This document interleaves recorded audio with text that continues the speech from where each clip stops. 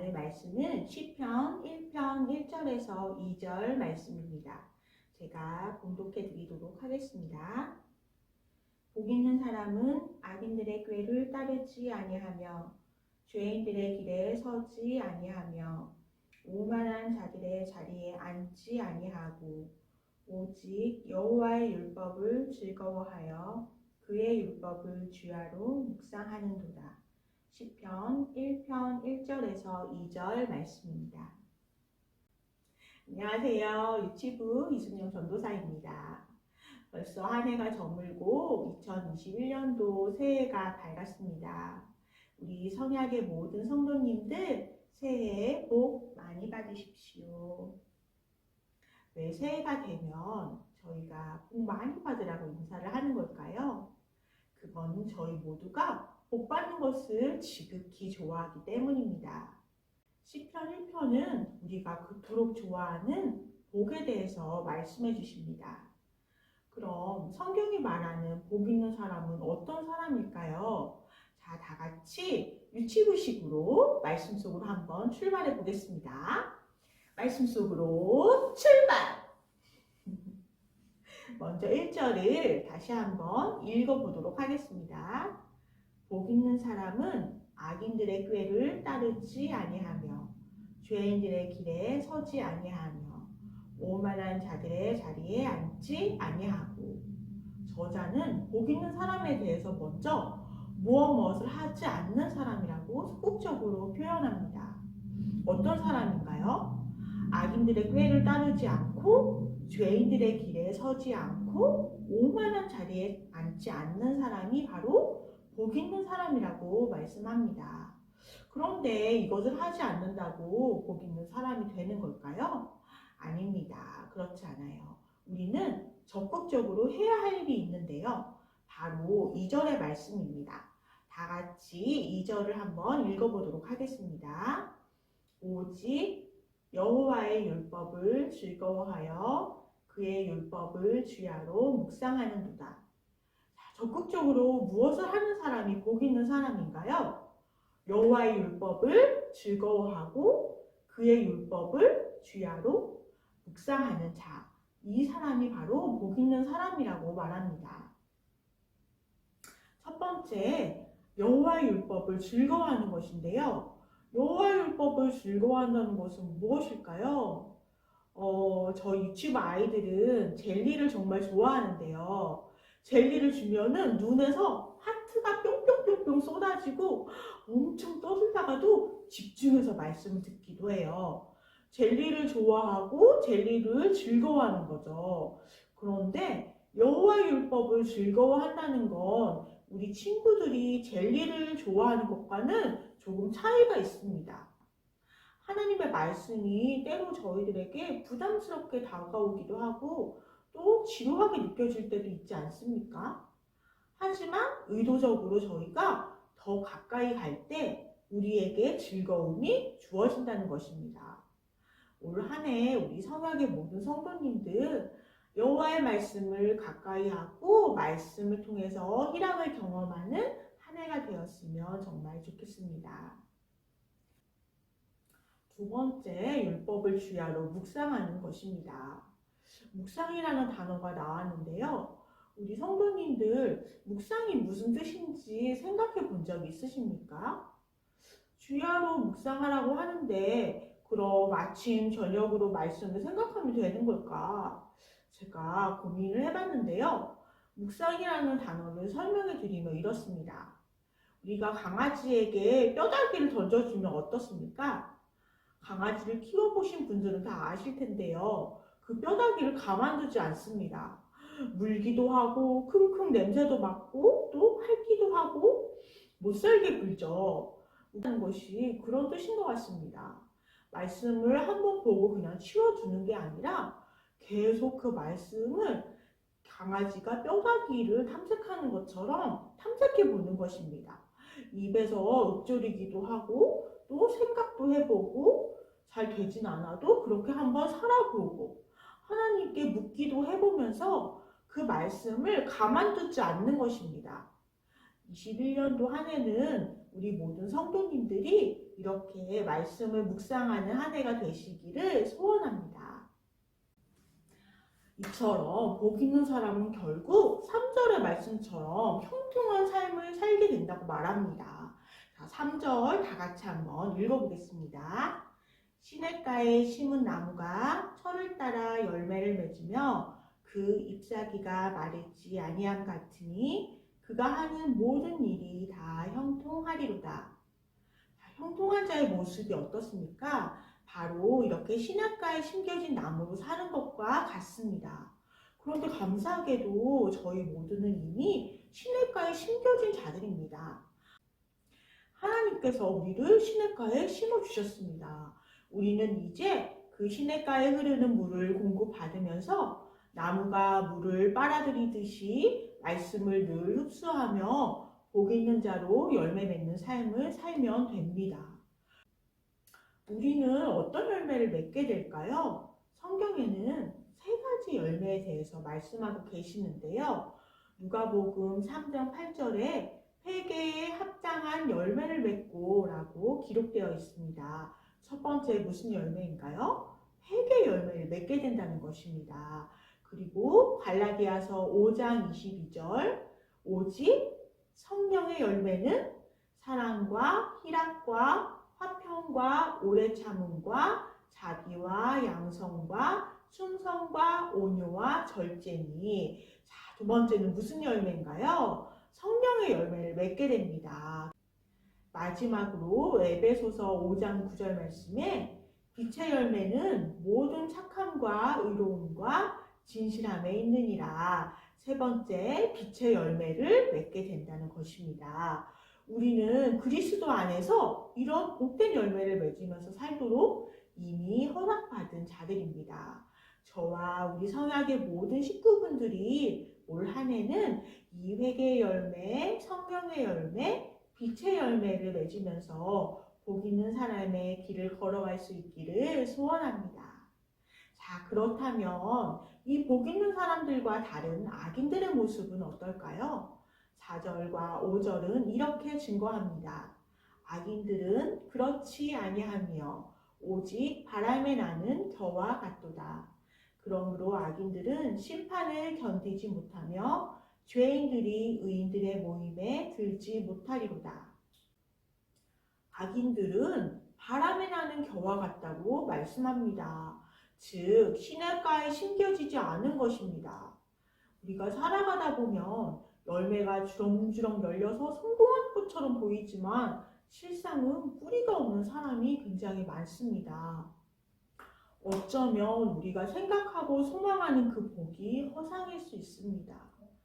때로 돈이라고 생각했던 복이 결국은 가정을 무너뜨리기도 하고 성공이라고 생각했던 복이 우리를 망하기도 합니다. 중요한 건 무엇일까요?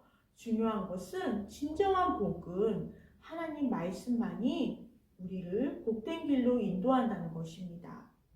자, 제가 사진 한 장 보여드릴 텐데요. 이 사진은 태풍에 뿌리가 뽑혀서 쓰러진 나무의 모습입니다. 이렇게 큰 나무가 쓰러진 이유가 무엇입니까? 바로 뿌리가 깊지 않았기 때문입니다.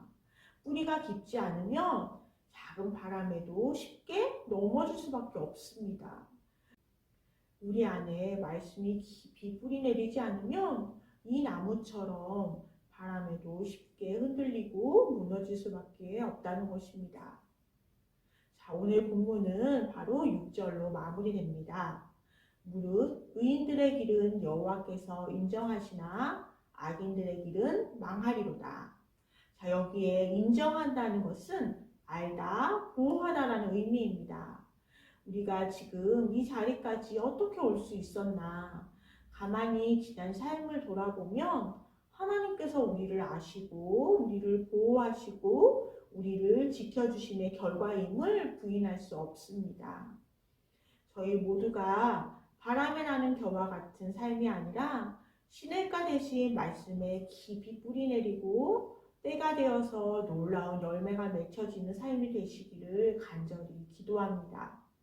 또한 우리 사랑하는 자녀들이 이 거친 세상 가운데서 말씀으로 든든히 세워진 복 있는 자로 살아가기를 간절히 소망합니다. 그래서 작년 유치부 교육 주제는 말씀으로 쑥쑥 자라는 어린이였고요. 올해 21년도 유치부 교육 주제는 말씀을 묵상하는 어린이로 잡았습니다. 우리 아이들이 하나님의 말씀을 즐거워하고 날마다 그 말씀을 묵상하고 말씀에 따라서 순종하는 삶을 살 수 있는 그런 귀한 어린이들로 자랄 수 있도록 올 한 해 힘써서 교육하도록 하겠습니다. 사실 올해는 참 막막합니다.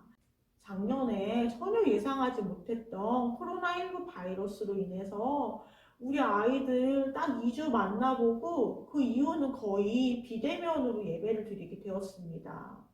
그리고 한 번도 만나보지 못하고 작년에 졸업시킨 친구들도 있습니다. 그래서 실감하게 된 것 같습니다. 이제는 교회에서 신앙교육하는 거는 정말 한계가 있구나라는 생각이 들었습니다. 가정에서 부모님들이 말씀으로 든든히 서주지 않으면 우리 아이들 신앙 지켜나가는 것이 너무너무 어렵게 됐습니다. 이제는 신앙교육을 교회에 온전히 맡기는 시대는 지나간 것 같습니다. 그래서 올해는 교회 교육과 가정에서의 신앙교육의 연계성에 중점을 두고 가정에서 신앙교육이 잘 이루어질 수 있도록 힘써야겠다라는 생각이 들었습니다. 그래서 저희 유치부에서는 올해 2021년도에 두 가지를 계획하고 있습니다. 바로 매일 큐티와 코로나 상황에 맞도록 제작된 가정교회 학교라는 공과책입니다. 먼저 올해 가장 중점을 두려고 하는 게 바로 이 예수님이랑 나랑이라는 매일 큐티입니다. 이미 4일부터 우리 친구들은 시작했는데요. 예수님이랑 나랑이라는 이 큐티집으로 날마다 하나님의 말씀을 묵상합니다. 큐티하면 사실 너무너무 부담스럽고 어렵게 느껴지죠. 우리 어른들도 큐티하기가 너무 어려운데 우리 유아 유치부 아이들이 진짜 이 큐티를 할 수 있을까 의아해하시는 우리 성도님들 계시겠지만 할 수 있습니다.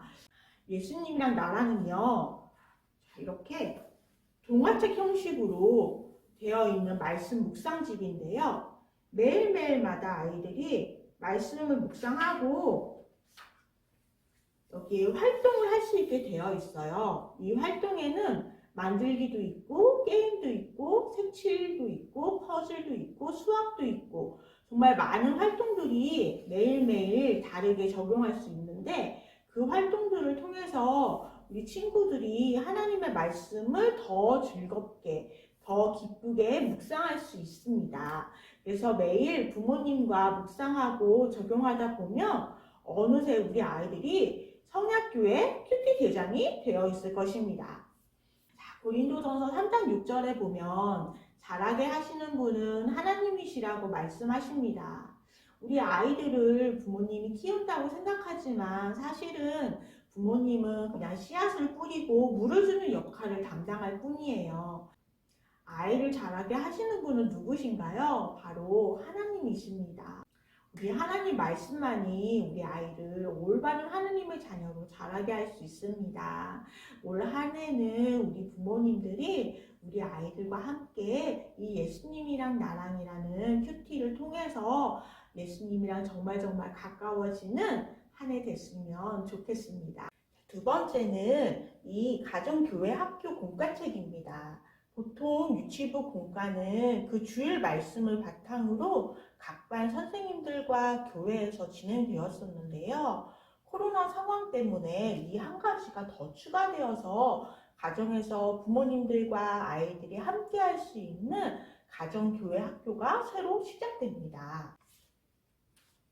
올해 유치부는 크게 이렇게 두 가지를 중점으로 교회 교육과 가정 신앙 교육을 연계할 수 있도록 진행하도록 하겠습니다. 저와 그리고 우리 선생님들 그리고 사랑하는 우리 아이들과 우리 부모님들을 위해서 우리 성도님들께서 기도해 주시기를 부탁드리겠습니다. 몇 가지 기도 제목을 말씀드릴게요.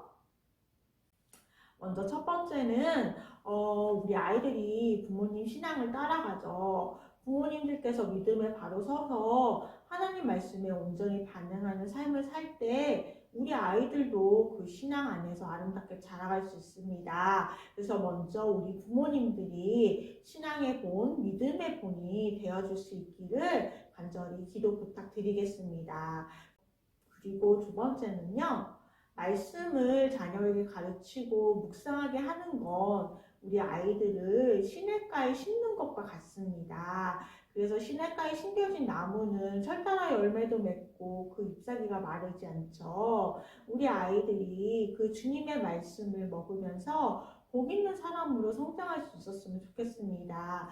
그래서 저와 우리 선생님들과 우리 부모님들이 하나가 돼서 우리 아이들을 말씀으로 잘 양육할 수 있도록 기도 부탁드리겠습니다. 세 번째는 우리 교회 다음 세대를 위해서 기도 부탁드리겠습니다.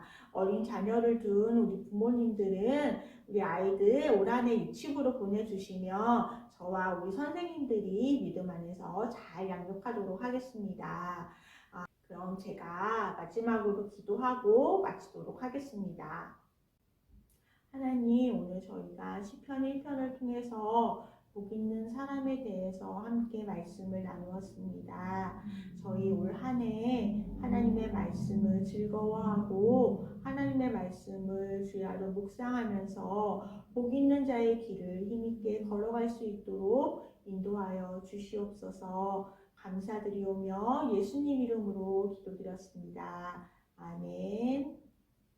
복되게 살기로 작정한 사람이 복받은 사람입니다. 우리 성약의 모든 성도님들 2021년도 새해에는 복되게 사십시오. 안녕하세요. 저는 유치부 부장 정미정 권사입니다. 지금부터 저희 유치부를 소개하려고 합니다. 저희 유치부는 성약교회 비전센터 2층에 위치해 있습니다. 대상은 3세부터 7세까지입니다. 각 가정에 자녀들을 보내주시면 우리 이승현 전도사님과 선생님들이 또 믿음으로 하나님의 말씀으로 성심 성의껏 잘 지도하도록 하겠습니다. 저희 유치부의 교육 방향은 글레와 매일의 큐티를 통해서 아이들이 예수님의 성품을 닮아가며 순종하는 어린이가 될 수 있도록 지도하고 있습니다.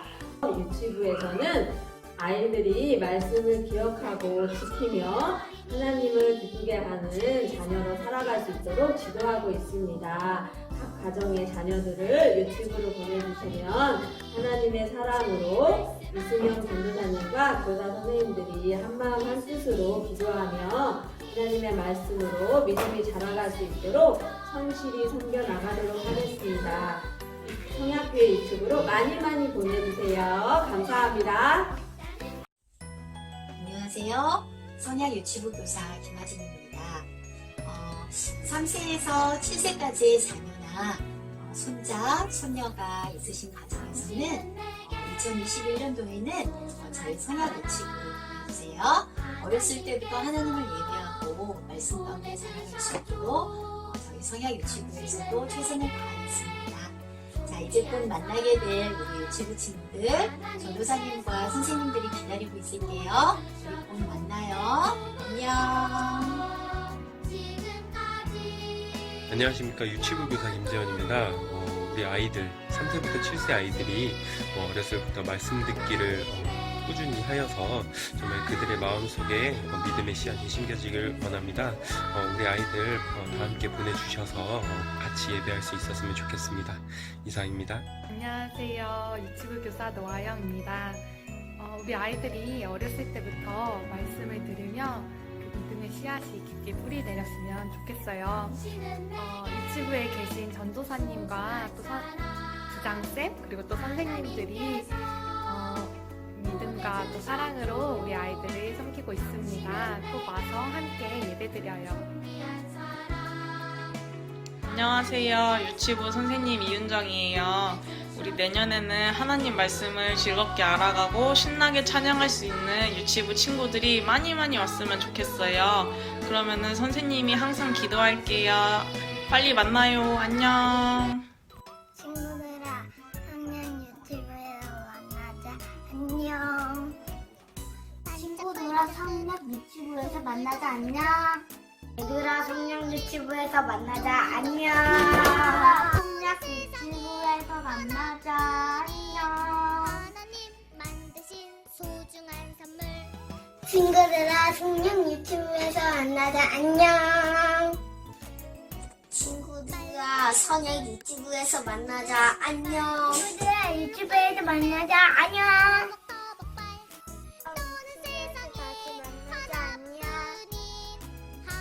친구들아 성령 유치부에서 만나자 안녕.